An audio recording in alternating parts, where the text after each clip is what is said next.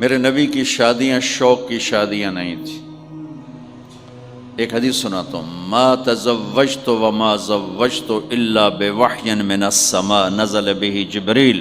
سن لو لوگو، میں نے جہاں شادی کی، میں نے جہاں بیٹی دی، پہلے آسمان سے وحی آئی، جبریل لے کر آئے، پھر میں نے شادی کی. تو یہ شوق کی شادیاں نہیں ہیں، زندگی سکھانے کی شادیاں ہیں. کیونکہ سب سے مشکل رشتہ خامد اور بیوی ہے. سب سے مشکل رشتہ خامد اور بیوی ہے. اس وقت طلاقیں کیوں بڑھ رہی ہیں؟ ایک تو یہ ہماری یہ جو فاسٹ فوڈ ہے، اس نے ہمارے اندر جو ایک نیچرل سسٹم تھا اسے ڈسٹرب کر دیا ہے. تو غصہ بڑھ گیا ہے، برداشت گھٹ گئی ہے، چھوٹی چھوٹی باتوں پہ گھر اجڑ رہے ہیں، گھر اجڑ رہے ہیں. پہلے یورپ میں سنتے تھے، اب یہاں پاکستان آج شادی ہوتی چوتھے دن طلاق ہو رہی ہوتی.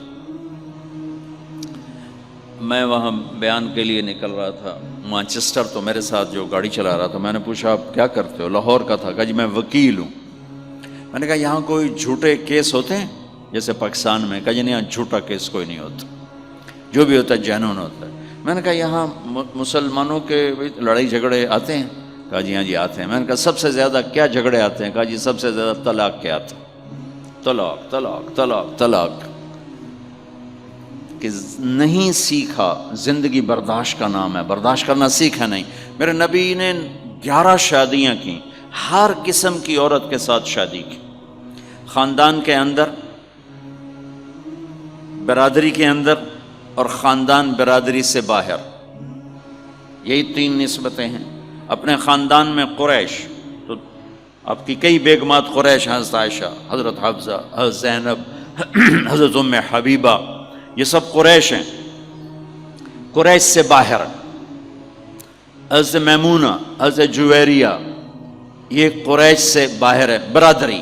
پھر برادری سے بھی باہر شادی کی یہود، حضرت صفیہ یہودی کی بیٹی ہیں، ان کے ساتھ شادی کی. ہر نسل سے شادی کی. اوپر والے کا نظام ہے. اپنے سے مالدار حضرت خدیجہ، اپنے برابر ام سلمہ، ام حبیبہ، اپنے سے کم فخر میں جویریہ، صفیہ، اپنے سے غربت کے ساتھ نہیں. عمر سے بڑی کے ساتھ شادی کی حضرت خدیجہ. ہم عمر کے ساتھ شادی کی حضرت سودا. عمر سے کم سے شادی کی حضرت عائشہ. بیوہ سے شادی کی حضرت خدیجہ. مطلقہ سے شادی کی حضرت زینب. کماری سے شادی کی حضرت عائشہ. جتنی بھی نسبتیں کسی عورت کی بن سکتی ہیں، ان سب میں اللہ نے آپ کو استعمال کر کے زندگی گزارنے کا طریقہ سکھایا. تیز مزاج کے ساتھ شادی کی حضرت حفصہ رضی اللہ تعالیٰ عنہ. مزاج میں تیزی تھی. حضرت عمر رضی اللہ تعالیٰ عنہ کی بیٹی، مزاج میں شدت تھی، زندگی گزار کے دکھایا.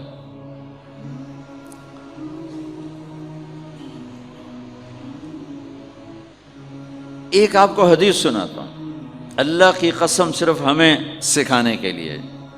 جس ہستی نے اللہ کو آنکھوں سے دیکھ لیا ہو، اس کے لیے عورت کیا چیز ہے، دنیا کیا چیز ہے. میرے نبی کا معراج کے بعد دنیا میں واپس آنا سب سے بڑا مجاہدہ اور قربانی ہے. جنت میں اللہ ہمیں نصیب کر، جب اللہ کا دیدار ہوگا تو اس کے بعد اللہ کی قسم جنت والوں کو جنت بھول جائے، عورتوں کو خامد بھول جائیں گے، خامدوں کو بیویاں بھول جائیں گی، اور جنت کی ہر نعمت بھول جائے گی، صرف اللہ کو دیکھنے میں گم ہو جائیں گے. اور میرے نبی اپنی آنکھوں سے اللہ کو دیکھ کر آئے ہیں. ٹھیک ہو گیا؟ اب ایک حدیث سنو. عائشہ مجھے جب سے پتہ چلا ہے نا کہ تو جنت میں میری بیوی ہے، تو میرے لیے تو مرنا ہی آسان ہو گیا ہے. اللہ اکبر. یا عائش انہ لیہون علی ان اریتک زوجتی فی الجنہ. میرے رب کی قسم، ہمیں آپ کو سمجھانے کے لیے، ہمیں آپ کو بتانے. عائشہ مجھے جب سے پتہ چلا ہے نا کہ تو جنت میں میری بیوی ہے، مجھے تو مرنا اچھا لگنے لگا ہے. مجھے تو مرنا اچھا لگنے لگا ہے کہ تو جنت میں میری بیوی ہے. سبحان اللہ.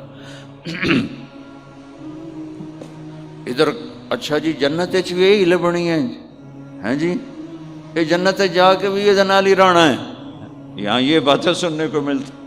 اور میرا نبی کہہ رہا ہے عائشہ مجھے پتہ چلا ہے کہ تو جنت میں میری بیوی ہے تو میرے لیے تو مرنا ہی آسان ہو گیا۔ سبحان اللہ، کیا خوبصورت، اللہ کی قسم یہ دلداری تھی۔